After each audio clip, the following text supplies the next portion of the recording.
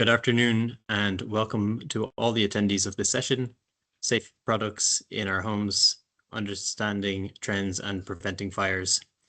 This webinar is focusing on the role of flame retardants in making every European home fire safe.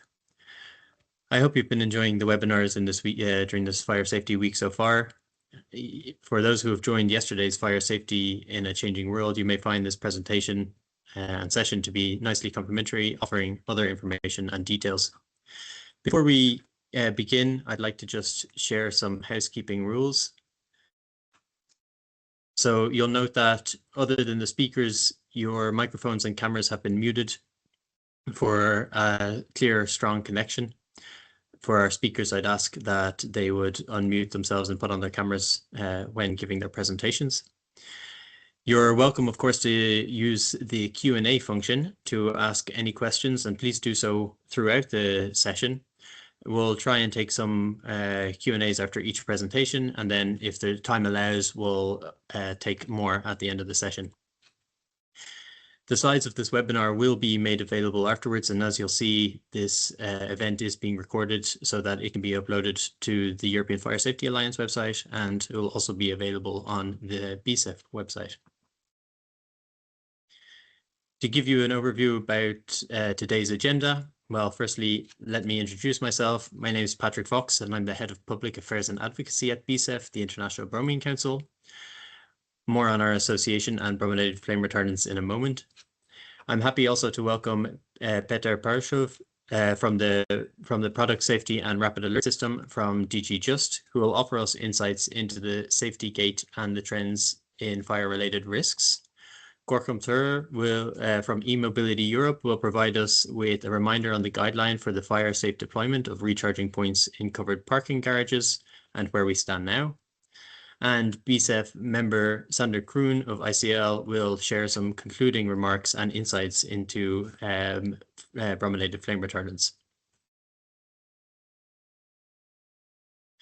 So, as I said, a little bit about our association. The International Bromine Council is the global representative body for bromine producers and producers of bromine technologies. We were founded in 1997, and our members include Albemarle Corporation, ICL Industrial Products, Lanxess, and also associate members Haiwang, Toso, Everchem, and I2A.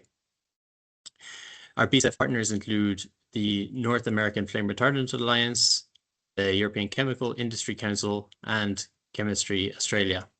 You can see from the right hand side here the picture of the globe and how active and how widespread we are. On brominated flame retardants, well, these are substances which are vital to reduce fire risk and enhance consumer safety, and that's why we're very happy to be here today as part of the European Fire Safety Week. They enable compliance with strict fire safety standards without compromising material performance, such as dielectric or thermal properties, and they're widely used in different sectors, such as the electronics area, as well as automotive, construction, and even furniture. So why is fire safety important? This is a slide just to set the scene a little bit. And if you're joining other sessions this week, you'll probably hear some of these figures more than once, given, of course, that they're so concerning. But 5,000 fire-related deaths and 50,000 related injuries are the figures that one hears when we're talking about injuries and deaths in Europe. And furthermore, in 2020, over 20% of EU's population was aged 65 or over, and this figure continues to grow, which means that indeed special attention needs to be paid to Europe's growing vulnerable community. Similarly, more and more people are living in high-rise apartment blocks.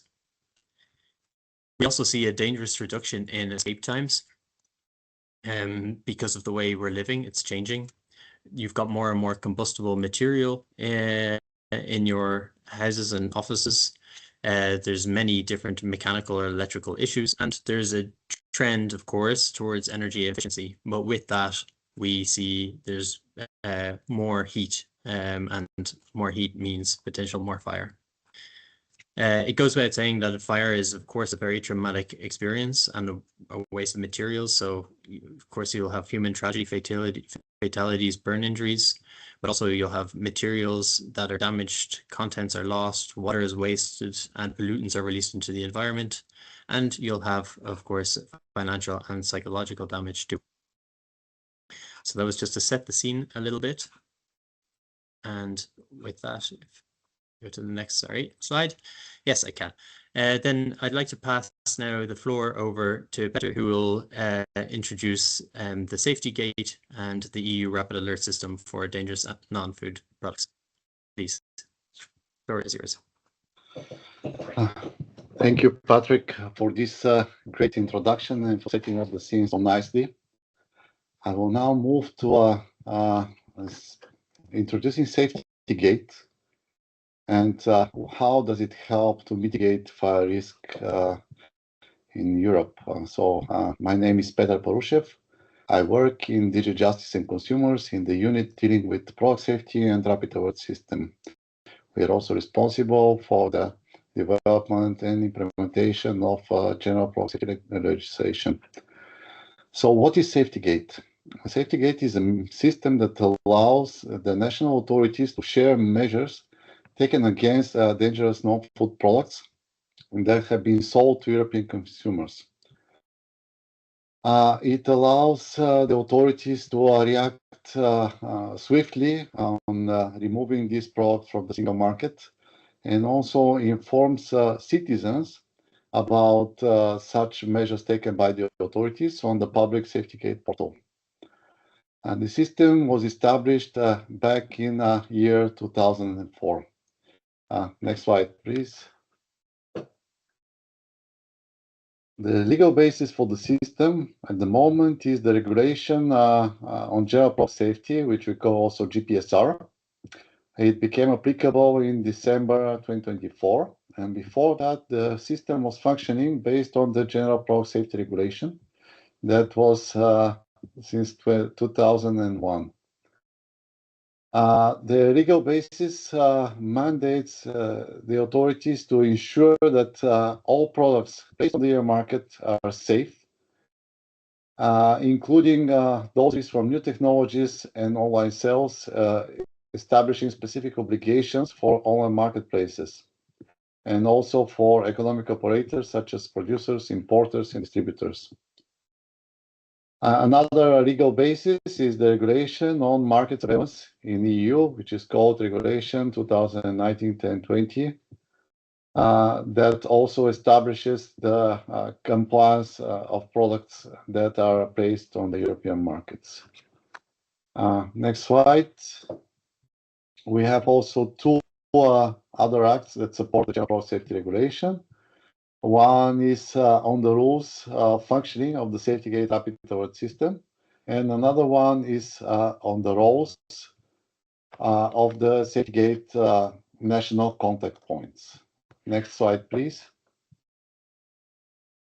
So what are the national contact points for Safety Gate? In each member state, there is a responsible authority that coordinates the functioning of the national market surveillance authorities for their member states. So the Commission does not do market surveillance itself, but we oversee the functioning of the European market surveillance authorities, and we provide them with the means to exchange these measures that they're taking at national level and to inform consumers about these measures. Next slide, please. So how this works in practice? Each member state can create a notification anytime they take measures, and when the measures are related to product posing a serious risk, they are obliged to report this in Safety Gate. So how they do this? They create this so-called notification. Each notification is then inspected by the European Commission, and once the inspection is complete, it is validated and distributed to all other countries. When doing so, a publication of the part of notification is also published on the Safety Gate public website to inform the consumers about these dangerous products that have been removed from the market. And also this information is translated in all European languages, all official European languages. So any consumer can be informed in a brief text about all these dangerous products that can be found by the national authorities and what risk they pose to their health and safety. And the last step, which I believe is the most important, every time when there's a product with serious risk notified by one country, all the other countries must check their market for this reported product and take the necessary measures that are imposed to this product. For example, stop of sales or recall of the product or removal from online marketplace or whatever. So this is the best part of the system, that it really multiplies the effort of each country. So any country that takes measures, all the other countries check their market and takes the same measure, which really strengthens the safety on the single market. Next slide, please. So this is the interface of the application, just briefly to show you how it looks like. But yeah, this is the screen, how authorities see. They have this design where they can see a newly validated notification, draft notification, or whatever. They can. This is how they work within the system. Next slide. Here, for your reference, we have provided all the information that is available to the authorities, and the fields in blue actually are published on the Safety Public website, while the fields that are in black color remain internally only for information between the national authorities. So you see it has various very detailed actually information on the product identification, on the applicable rules and standards. And next slide. Then you have very detailed risk description, including overall risk level, which is done by a risk assessment, summary of test results. Then each of these notifications submitted by authorities include test report provided by a lab and detailed risk assessment using the European Commission methodology for assessing the risk for consumer and professional products. You have also very detailed traceability, including the supply chain for each product. So the other member states can also trace this information and take the necessary measure for the supply chain in their own countries. And then the measures that are taken, these are also published on the web, and additional information. Next slide. So the SafetyGate portal, this is our face for the general public, where you can find all the notifications submitted by the authorities. For reference, last year, 2024, we have 4,124 notifications, which is quite a lot. And decent portion of these are related to fire risk posed by consumers' products. So at the later stage of the presentation, we will get into more details about this. And also on the SafetyGate portal, you can find various useful information about how you can sell safely or buy safe products on the European market. What is the applicable legislation? What are the obligations for economic operators, and also other valuable kinds of information. And you can also subscribe to receive every week the latest notifications that are published on the SafetyGate portal via email, and you can configure this for specific product category or risk. Next slide, please. Here on the system, you can also find the list of the national contact points in each member state, which you contact in case you would like more information about specific notification or specific product or operation of SafetyGate. You can export the notifications in XML, or you can search for specific years, specific risks, or whatever you may need. Next slide. As we said, all the notifications are translated in all your official European languages, plus 4 other languages, including Arabic, Ukrainian. In case of discrepancy, because it's machine translation, the English version prevails. And since we launched the system in 2002, we have already 43,000 cases and more than 55,000 follow-up actions reported since 2011. We have three types of notification, those that were serious risk, those that are with less than serious risk, and also we have another type which is called for information, where authorities can inform the consumers about envisaged measures before they have been taken. Next slide. Now to the fire risks. As I mentioned, these are quite prominent in safety gate. They vary to different kind of products, but mostly, yeah, we have electrical appliances, fireworks, and other combustible items, and motor vehicles, especially battery operated, are also a large part of the notifications that pose fire risk. Back in 2020, we have this boom in e-mobility, which was started as with these hoverboards, and then electric trottinettes appeared, and then electrical bicycles, which especially in cheaper versions, there was a certain accident reported in safety gate as well. So there were quite a lot of notifications back in those years about these early e-mobility devices. Then with the COVID, with the expansion of e-commerce, there was increase in sales. Yeah, these notifications started to increase even more. Then in 2020, a lot of notifications we received on power banks and more on e-bikes and battery issues. In 2023, the number of notifications on fire risk even further increased. A lot of fire and burns. We also have burns risk sometimes, even if not fire. Some products can cause burns if they overheat and they're touched by a user.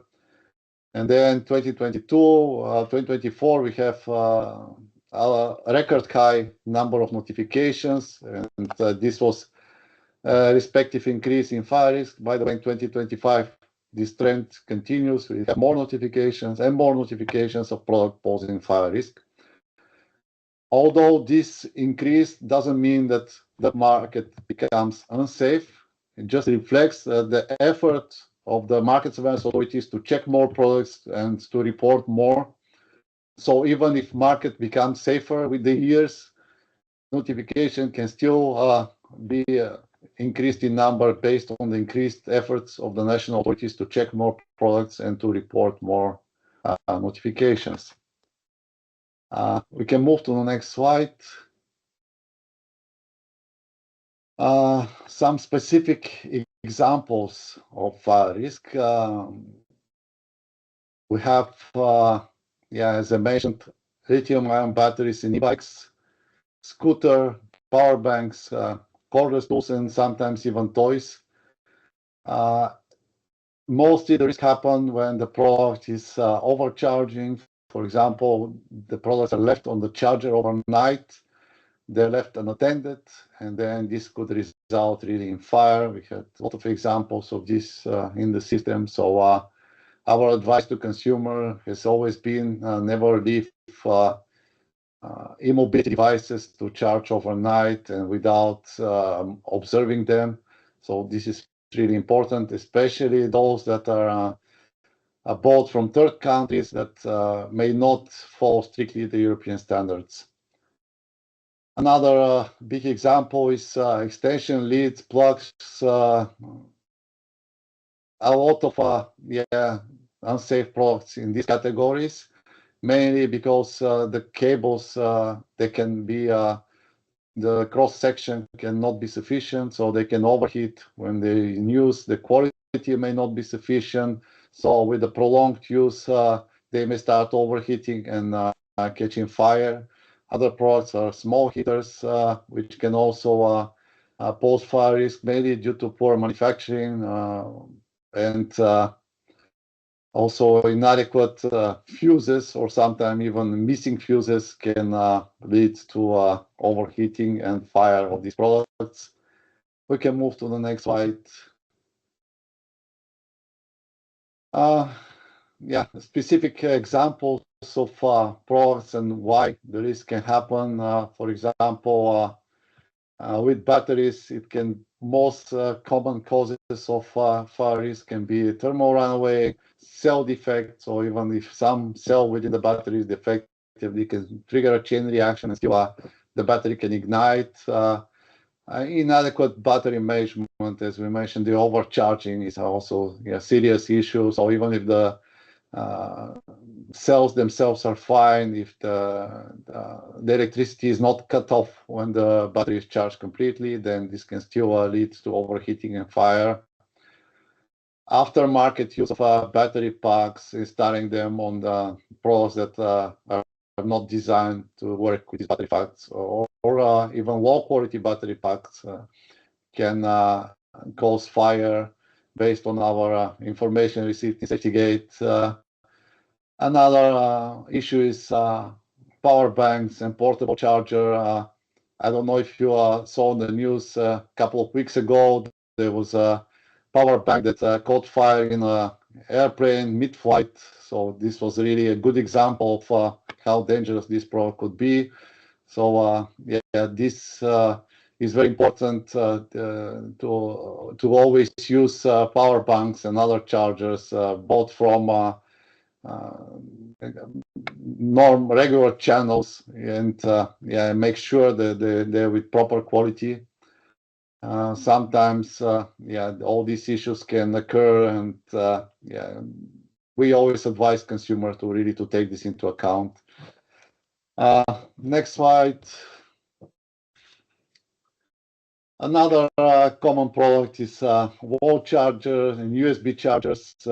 This is very prominent in SafetyGate. USB chargers, we have a lot for mostly inadequate isolation between the primary and secondary circuit, which can cause electric shock, but sometimes it can cause also overheating or ignition of sparks and what have you. And this can also lead to fire. Extension leads. This is really a very common product. They can miss various components, and mainly the undersized wiring. This is really very common cause, because if the wires in the extension lead are too thin, then they can quickly overheat and then cause fire, especially with the extension lead where you can plug multiple probes into it. It's a high consumption, and then if it doesn't support this high load, then it can really ignite. And multi-way travel adapters as well. For them, the risk is that they are often dropped in the standard. There's a really serious requirement for dropping these, because they put in a luggage, the people traveling with them. With the normal use, they can be dropped multiple times, and then the components can get into contact with each other internally and cause a short circuit and leading to overheating and fire. So it's another very serious risk that should be taken into consideration. Next slide, please. Another thing is small household electrical appliances.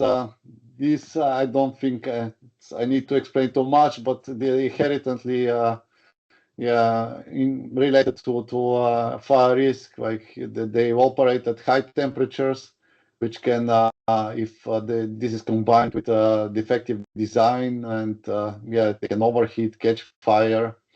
Internal components can get into contact. Insulation can become damaged with the use.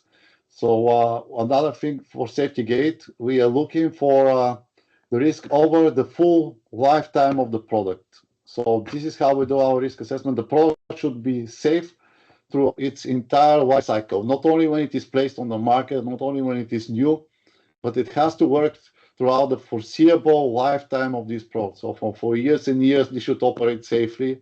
And if it happens that we receive a report for accidents, even after years, then we still consider this product as unsafe. There are standards for all these products which provide these requirements for the manufacturer. Of course, they have voluntary standards, but they can still be used. So manufacturers can be sure that whatever they place on the market will not pose fires throughout the whole lifetime of the product. And another category, I think is the last one for this presentation, is the motor vehicles. There, it's Fire can be caused, for example, by fuel leaks. We have lots of this kind of notification due to a poor assembly. The fuel lines can get into contact with our components, get damaged. Fuel can leak on hot components, increasing the risk of fire. And then another, in more recent years, is the defects in the high voltage components that sometimes can lead to fire as well. So this, in a nutshell, on the types of notifications with fire risk that we receive in SafetyGate. And now we can move to the next slide, which is on the big part of our activity, which is called coordinated activities on the safety of products, which we call CASP. And what is CASP? Every year we coordinate in the national authorities to purchase, of course, anonymously, products that are sold to European consumers and take this product to the lab to test them for various risks. And then fire risks is a large portion of this risk that are identified in the labs. And we are doing this since 2020 with quite big success. We are sampling each year hundreds and hundreds, if not more than thousands of products. They are purchased by the authorities, and in case they find risk, these products are also placed in the SafetyGate portal. This is really good to establish cooperation at national level and EU level for aligning the authorities on how to apply the best practices in sampling and testing this product. And also a very large benefit of these activities is informing the consumers and raising awareness. After each activity, we publish on the SafetyGate portal a detailed report of what kind of products has been purchased and what risk has been found by the laboratories that tested these products, including detailed explanation and instructions for the consumers. And we can move to the next slide. Here are some concrete examples of such products that have been purchased. Some of them are like lighting chains and the heaters. They operate under high voltage. And others, like the cigarettes, they have chargers and lithium batteries that can also present in certain situations fire risk. But yeah, you see, there's even toys that can cause fire risk, travel adapters, transporters. These are all these categories. The authorities purchase these products, put them to the lab, see which of them present risk, including fire risk. Actually, all these categories had products that presented fire risk. And then they did risk assessment, and then they created safety notifications to inform the consumers about these potentially dangerous products. And then they prepared a detailed report of these activities to raise further awareness among consumers, consumer associations, businesses. Whoever reads this, they know what are the risks that have been identified and how they can address them in future. More information, we have here the link. Anyone is welcome to visit this link and see for themselves about these activities of the authorities. You can also have a look at our other pages of our website about the applicable legislation, about all the notifications that we publish. You can use the search feature, or you can use the email subscription to receive all these products on a weekly basis. I think that's all on my end. I will check the Q&A section if I can quickly reply to any questions that have been raised, or if there are no questions, then I think we can move further. Yeah, thanks, Petar. You generated some interest, I must say. So there are a few questions, and maybe so that everyone can hear what they are and the answers, you could maybe answer a couple of them verbally if you don't mind. The first is a quick one, I think, and that is a question for clarification. Is the SafetyGate the successor of RAPEX? Yes, exactly. Yeah, SafetyGate is the successor of RAPEX indeed.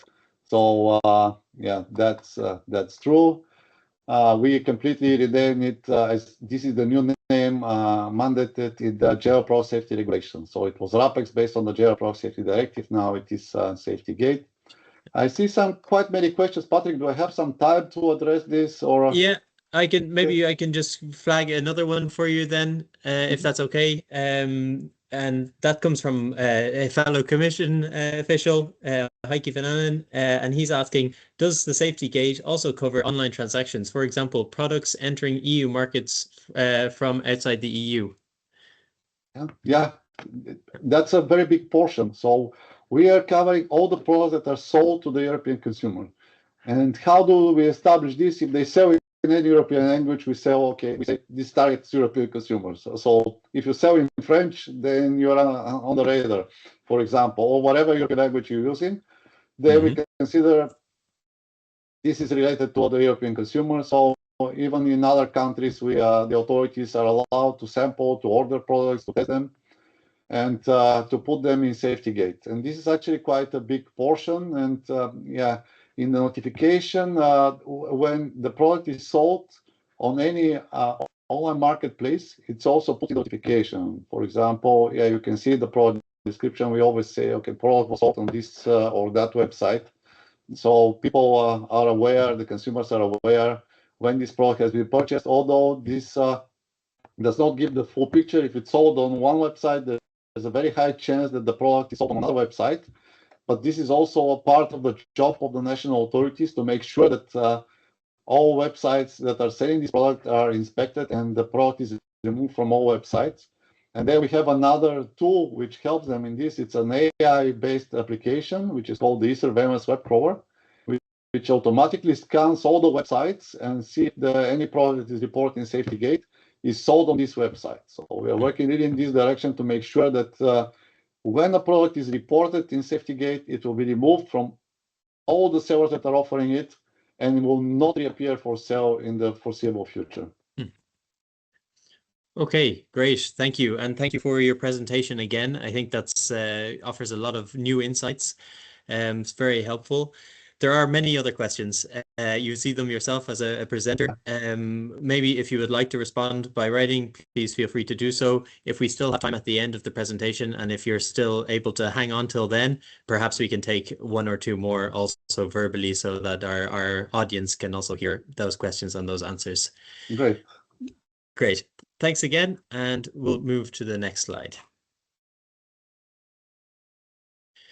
This slide just was created by us just to kind of give our overview, because in 2020 we did a quick analysis of the safety gate, and it complements what Petar has reported. So the fact that there's been many risks, a lot of which have been involved in the E&E area, consumer products, so communication and media equipment, for example, electrical appliances. Also, we've noticed that vehicles have taken up a large majority. We've noticed the same has happened in 2024, and you can see that here. And you can also see, for example, the reporting countries, Germany, Latvia, Malta, Portugal, Spain have been very active in reporting. So yeah, we just wanted to use this opportunity to let you know, or to inform you that we see a need for further improvements to ensure that there is fire safety in consumer products. We need a coherent policy framework, as well as introduction of specific standards and regulations, which can help to enforce and support efforts to protect the EU citizens from these fire hazards. Of course, here we are as brominated flame retardant industry, and it's one tool which can help meet these requirements. Speaking of vehicles, we can now segue nicely into our next presentation, and I'd like to give the floor to Görkem Türer, who's from eMobility Europe, to present his slides. So if he doesn't mind unmuting, and if you'd like to also put the camera on, he's welcome to, and the floor is yours. Thank you. Hello, thank you very much, Patrick. I hope you can hear me, and also my camera is on correctly. Yes. Thank you very much for the introduction. And as you mentioned, in this part of the webinar, I would like to introduce the recently published European Commission Sustainable Transport Forum guidance on fire safe deployment of recharging points in covered parking garages. So this work, this guidance is the product of Sustainable Transport Forum, which is a public-private forum organized and hosted by European Commission to assist the European decision makers on the implementation of current EU legislations, but as well as to assist European policymakers in regard to upcoming legislations. And in this private public forum, in Task Force 6, which was dedicated its efforts to fire safety guidance, my organization, E-Mobility Europe, co-organized and led the work for the drafting of the fire safety guidance. And for this reason, today I would like to take the opportunity to present this guidance to you. And maybe a little bit about myself and the E-Mobility Europe as well. I'm a police officer at E-Mobility Europe, and E-Mobility Europe is a European association based in Brussels, Belgium, which is advocating for scaling up of e-mobility at the European level. And basically our membership represents the whole e-mobility ecosystem, varying from car manufacturers to charging point operators, manufacturers, e-mobility service providers, research institutions, and national EV associations, as well as the fleet operators. With this introduction, I would like to delve into more what this guidance entails.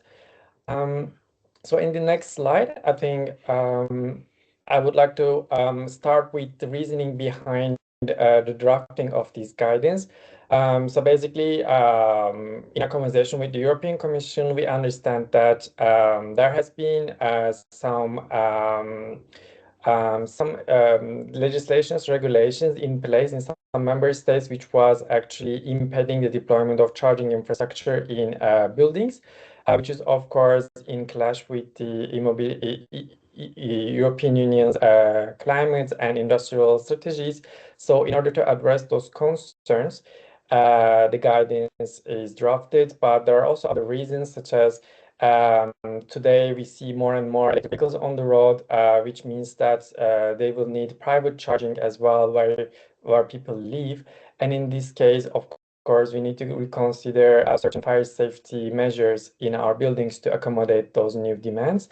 And in addition to that, there is an EU legislation called Energy Performance of Buildings Directive, which was adopted last year in May, which is, among other things, which is also mandating member states to increase the availability of charging infrastructure in the existing and new buildings. In that regard, European Commission is also tasked to provide the non-binding guidance on how to ensure fire safety of electric vehicles and their charging equipment when they are deployed in the buildings in accordance with the implementation of EPBD. Cumulatively, all those reasons led the European Commission Sustainable Transport Forum to start working on developing a fire safety guidance to inform member states and other relevant private stakeholders to take necessary measures take into account when they operate.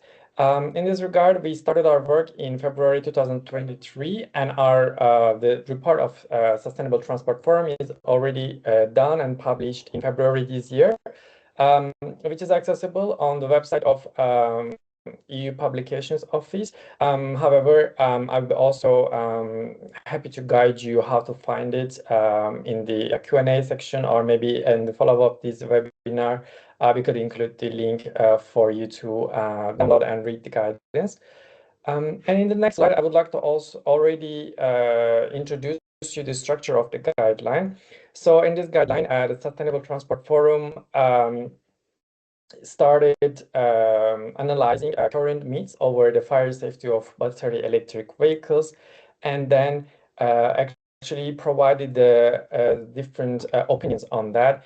And basically, to the understanding of the Sustainable Transport Forum members at the time, there's no sufficient number of research have been done to assess objectively the fire risk of battery electric vehicles.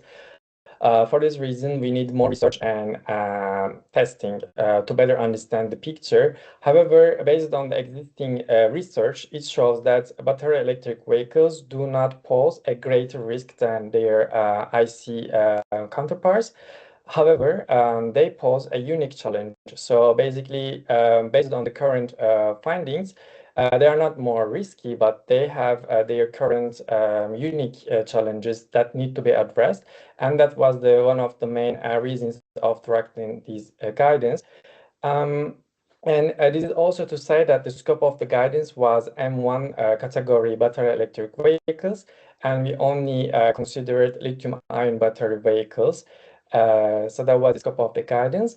And with this in mind, the guidance included an overview of different legislations, regulations, and guidelines in place in European countries in regard to organizational, preventive, technical, and structural fire safety measures. In that regard, we have a good number of EU member states analyzed in this chapter. In addition to that, there is also some non-EU member states such as UK, Switzerland, Norway, also analyzed, and we provided an overview of the existing rules on the fire safety spectrum. And then in another chapter, the guidance provides the challenges and risk related to the battery electric vehicles. Then it provides some existing good practices in order to address those challenges and risks. And and finally, the guidance based on these analyses and discussions provides certain recommendations to both public authorities and private stakeholders such as business and industry organizations to address the fire safety risks emerging from the battery electric vehicles. In terms of future considerations, the work on fire safety in the Sustainable Transport Forum is currently completed, and we are not aware of any further planned action on this regard.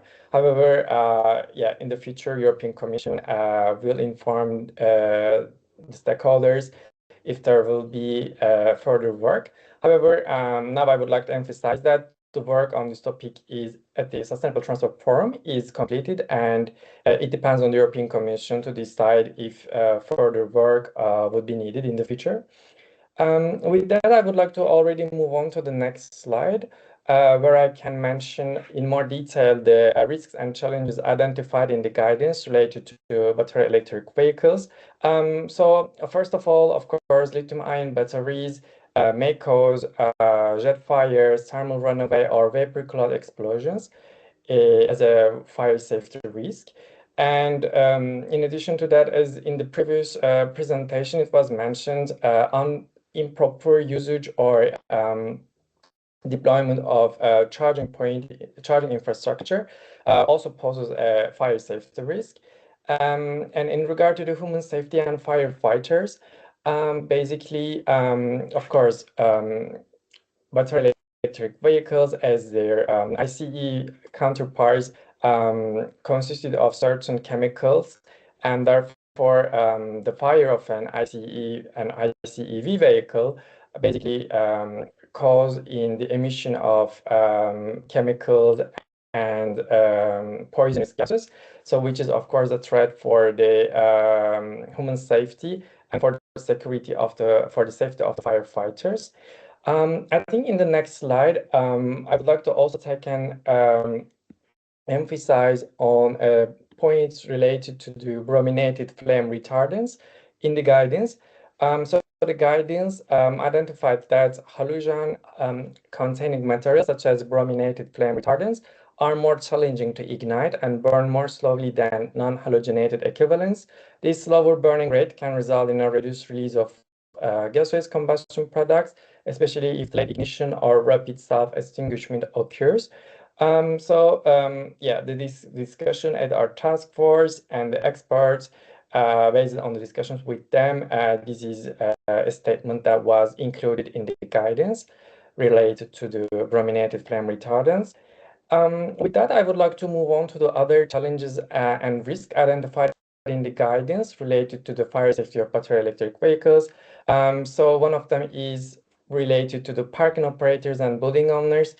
This is to say that, of course, battery electric vehicles is a new technology than traditional fossil fuel cars, and therefore, to address their fire safety requires unique measures as well. And this could be challenging for certain existing buildings. This is one challenge or risk for the parking operators or building owners to keep up with these new requirements. And for the insurance, as I mentioned, currently there is no sufficient research has been done for analyzing the fire safety of battery electric vehicles, and which also scores making it complicated for insurers to assess the existing fire safety risks. And in relation to the environment, as I mentioned, as any fire which is detrimental to the environment, and in the case of course, battery electric vehicle fires, the particular concerns for environment are the water that is used for suppressing the fire, which will be contaminated by chemical, or the fire could spread to the natural environment, which could pose an environmental issue. So these are some of the main risks and challenges that are identified in the scope of the work in the guidance. And then I would like to continue in the next slide to showcase some of the existing good practices to alleviate the fire safety risks. And in that regard, it is identified that it's a good practice to equip battery electric vehicles with emergency cut loops to avoid spreading of the fire, and also using fire-safe materials such as non-flame propagating products in recharging infrastructure and in the buildings is a good practice. And also covering parking lots with automatic fire detection is important to detect fire incidents at a timely manner, and also in accordance with, in parallel to this, equipping the buildings with a smoke and ventilation system, either natural or mechanical, is a good practice. And of course, using a sprinkler or water mist systems is effective to limit propagation. And in order to the firefighters, it's important to train the personnel in relation to how to fight battery electric vehicle fire, because as I mentioned, they pose unique challenges, and therefore the current personnel also need to be trained and informed on how to approach those fires. And I think in the next slide, I will already present some of the recommendations that emerge from the work of this task force in Sustainable Transport Forum, which were reflected in the guidance. So to begin with the private stakeholders, the guidance suggested that parking operators develops emergency plan for fire to be utilized by the building owner, but also that's also useful for the firefighters. And then also it's good to equip buildings with emergency power cutoff where the electric vehicles are parked. And also it's good to consider designing easier access to battery pack in the manufacturing phase of the electric vehicles. That's gonna pose beneficial, actually, that would save time for firefighters to take necessary actions. And for the public authorities, some of the suggested actions are encouraging fire risk assessments for existing charging infrastructure to ensure high level of fire safety. And also it is suggested to support upskilling and reskilling of firefighters, as well as the personnel who is installing the charging infrastructure for a safe deployment and operation of charging points. In relation to the firefighters, of course, their upskilling and skilling is important for addressing those unique challenges arriving from the battery electric vehicle fires. And for users, it's important to take a certain responsibility as well, because as it's mentioned, when an electric vehicle, or not an electric vehicle, but when a battery is charged without an continuous supervision that can pose a threat. Therefore, it's important that the users take responsibility of their electric vehicles when they charge, and that includes using safe and approved recharging cables and adapters, and also using certified charging infrastructure in their garages. And then in the next slide, there will be some more, yeah, I think that was a main overview of the recommendations that we included in the guidance.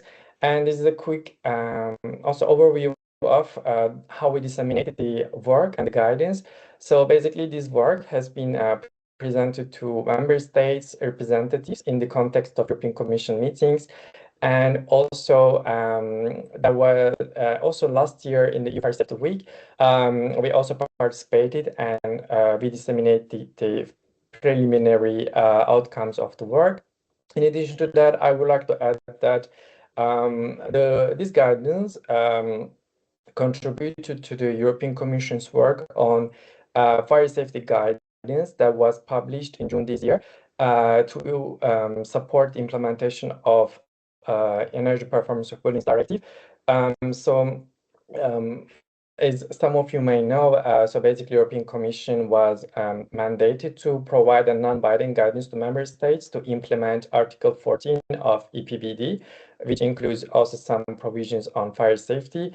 And basically the European Commission's guidance also took this guidance into consideration when they developed their work. And this guidance is also available in the webpage of European Commission for the people who are interested. I think this is my last slide. Yeah. Well, thank you very much for your attention. And I would like to emphasize that the guidance of the Sustainable Transport Forum is available on the website. And I hope that will be useful for you. And yeah, if there will be any questions, I'll be happy to answer. Having said that, I'm not a technical person. However, I'm happy to respond in relation to the organizational aspect or policy-related impacts of this guidance. So thank you very much. Great, thank you, Görkem. I can confirm that there is a lot of interest in this, so it's great to be reminded of this guidance. In fact, we had a comment or two about asking for the link to the guidance. So you said it's available on the website, but when we send out these slides, we'll make sure that it's included there too, so people have access. One quick question, and that is, does e-mobility Europe envisage any further guidances or doing any more work on guidelines for EVs, or is this not in the pipeline yet? Yes, so as I mentioned, actually all the business stakeholders mentioned in this guidance also reflected in our membership, meaning that we have car manufacturers, charging point, money operators and manufacturers in our membership, and we have a current like existing internal task force on fire safety measure. So currently we do not have any guidance on this available, but in the future it's possible that we also share with the public, and in this case, it would be available on our website. Very good. Great. Thanks again. Very interesting. With that, I move to our next and last speaker, and that's Sander Kroon, and I ask him to take the floor, please. Thank you, Patrick, for your nice intro. Yes, my name is Sander Kroon. I work for ICLIP, manufacturer of flame retardants, among others, and I'm working in Europe and Amsterdam and heading the advocacy activities for our division. We are a member of BSEF. I just want to touch base on the bromine flame retardants as such, just to make some indication about where they are used, why they are used, and a bit of the regulatory development which is going on as we speak. If you look at the housing and homes, I think the two main areas where brominated flame retardants are used are in the electronic and electrical devices. And the other application is insulation, which I will come later to. In E&E, it's very important, I think maybe the predominant use flame retardant around. E&E, especially to electronic equipment like iPhones, phones, laptops, power banks, electrical equipment, is mostly brominated flame retardants which are used there. And the question is why? And one of the biggest benefits of brominated flame retardants is that you can use you only need a little to get your efficiency, which is needed to meet your fire standards. In general terms, it's a few percent, less than 5% you need in your plastic material to meet your standard. If you take other flame retardants, like for instance phosphorus, you might need 10 or 15%. So the higher percentages you use in your plastic, the more the properties of the material will change, and of course that's not desired by the end user. On top of that, it's a very stable material. As we probably know, if you have insulation or E&E materials in your car, that needs to last at least 10 years, sometimes even 30 years. So you don't want that to degrade during in-service life. So stability is an important factor as well for choosing brominated flame retardants. And the other thing is the end-of-life considerations, which I will come back to later, where brominated flame retardants have a benefit compared to other flame retardants as well. Maybe next slide. So the other area is the insulation foams. Of course, in the energy transition, energy savings is a very important aspect there. And the most easiest way to save energy is, of course, insulate your home. EPS, IPS is one of the big insulation materials which is being used as we speak and will be used in the future even more. Many insulation materials are flammable by itself, so it needs to be a flame retardant to meet your standards of the building construction area. And for that, we have now predominantly used a polymeric brominated flame retardant, which is a very easy to use, stable polymeric material, which means it will not be released.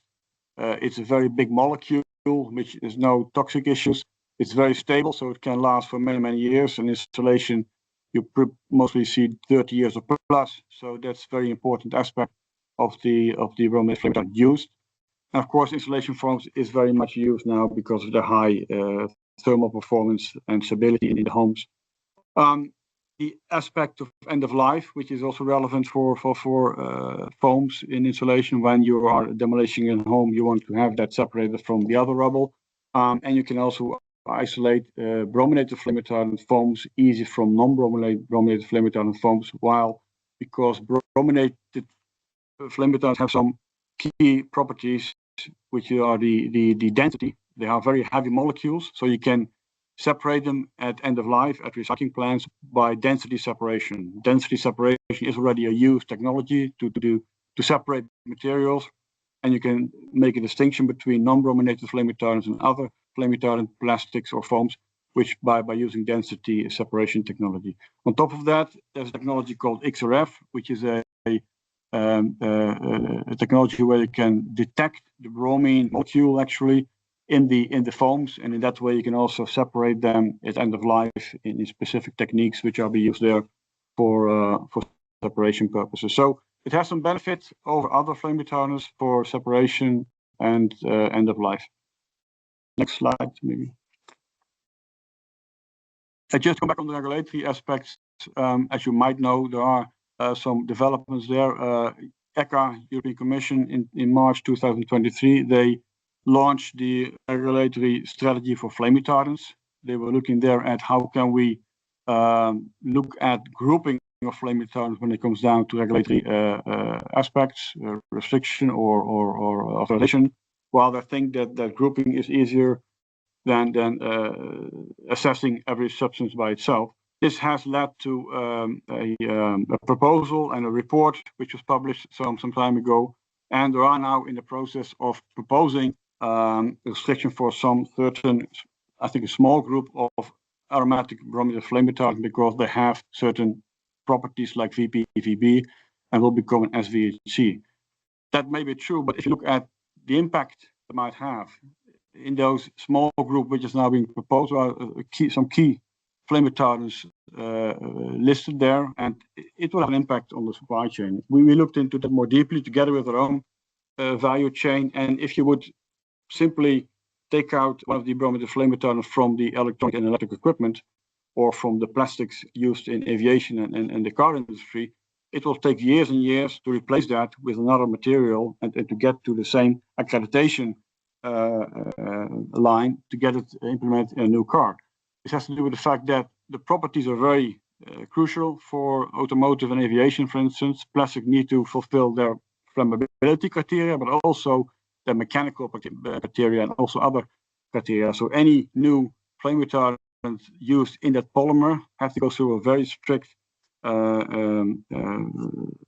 check before it will be used in any new material. That could take up to 5 to 10 years in automotive and even longer in aviation. So we have to realize, or regulators have to realize, that if you ban a certain product, certain substance tomorrow, it has a huge impact in the value chain.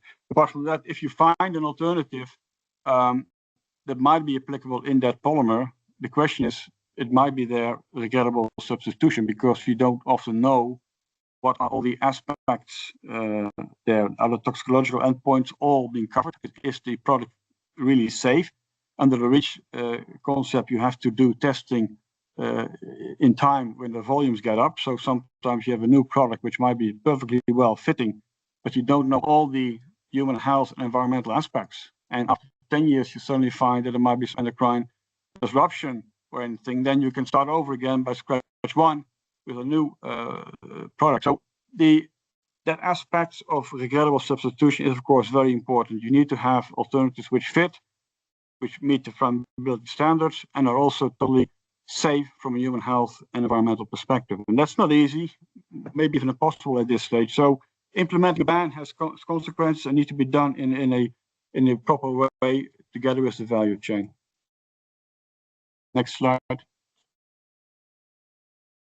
If you look at the management of the risks of BFRs, there was been an investigation report published end of 2024, where they looked in more depth into the value chain of the bromine flame retardants, which they see to be scrutinized and assessed. And they got a lot of impact, a lot of feedback from the value chain, also from automotive industry, from the aviation industry, from the textile industry, and that was processed by ECHA, and that report has been published. And from that report, it was very clear that if you want to reduce emissions and release of ABFRs, aromatic bromine flame retardant, from the application, you have to work on the waste life cycle stage, because that's where most of the emissions and release are taking place. And if you reduce that or control that, you might have even solved the problem of over 70% of all the releases. So that's where we also are working on. We're trying to work with the recyclers. We try to work with the end-of-life status of our materials to see where can we easily reduce the emissions of dust, of plastics at the end of life, where potentially flame retardants are present. The good thing is here again that the ABFRs can be detected, can be separated from their non-ABFR materials. So at the end of life, there is a possibility to separate those materials, which might be problematic when the investigation reports hinted to that, from other materials which are not brominated. But we are trying to work very hard on that aspect, because that's where we can gain the most effect to control the waste life cycle stage together with recyclers and the manufacturers of materials. Next slide. Yeah, I think that's the last slide I have. I think take-home messages. I think it's clear that I don't need to talk about how devastating fires can be for human life and property. I think what is true is that it starts all with materials. There are three aspects which you need for a fire, which is flammable materials.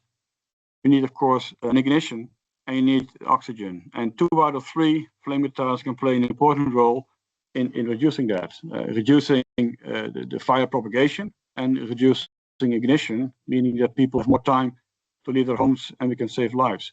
And that, of course, is due to the aspect of the more and more concentration of flammable materials in our homes. It was indicated very nicely by Peter in all these notifications in the safety gate that more and more of these notifications has to do with EV, batteries, power banks, chargers, all because we get more and more concentration of these materials in our homes. Our homes getting smaller, and we get more of these materials in the homes, and not always the high quality. So that's a fact of life, and we cannot change that. So we have to be trying to tackle that.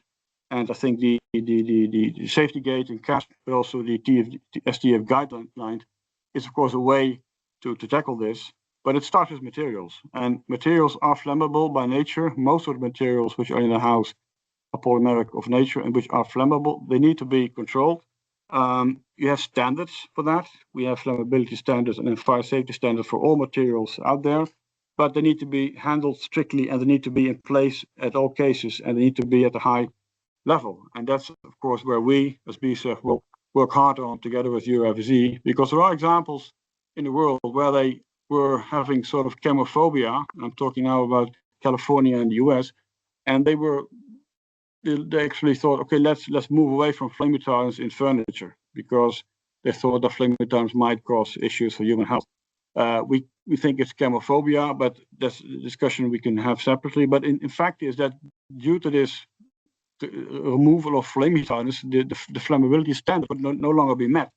So they lowered the standard to get that standard in place for the furniture industry. So since I think 5 or 6 years now, people in California are sitting on a more fire hazard than 5 years before. So jeopardizing fire safety is not what you want and not based on chemophobia. So we need to make sure in Holland or Europe that we keep the REACH scientifically based and based on risk and not based on chemophobia or scaremongering, that we can use flame retardants where they need to be used and we keep the high flammability standards as they need to be and that we don't fall back to scaremongering and chemophobia.